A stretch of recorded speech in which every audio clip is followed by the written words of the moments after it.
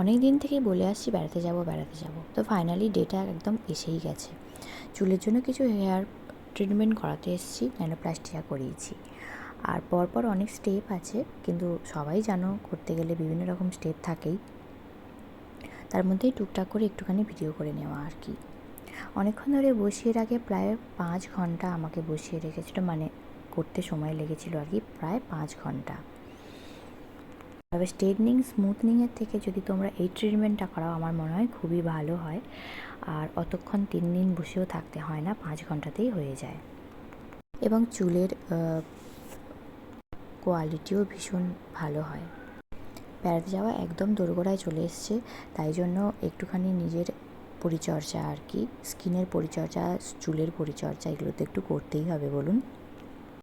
স্কিনের থেকে চুলের পরিচর্যা যেন বেশি হয়। ছোটোবেলা থেকেই স্ট্রেট চুল খুব ভালো লাগতো, তো ভগবান আমাকে স্ট্রেট চুল দেয়নি, যার জন্য পয়সা খরচা করে স্ট্রেট চুল করতে হচ্ছে।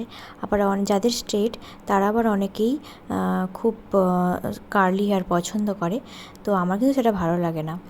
আর আমার একটুখানি হাইলাইট করার ইচ্ছা ছিল, কিন্তু এতটাই দেরি হয়ে গিয়েছিলো, 9টা বেজে গিয়েছিলো, যে হাইলাইট করার আর সময় ছিল না। তো এবারে ওয়াশ হচ্ছে আর ব্লো ডাই হবে, তারপর সেট করে দিলেই একদম তৈরি। দেখো ওরাও ভিডিও নিচ্ছে, দারুণ হয়েছে।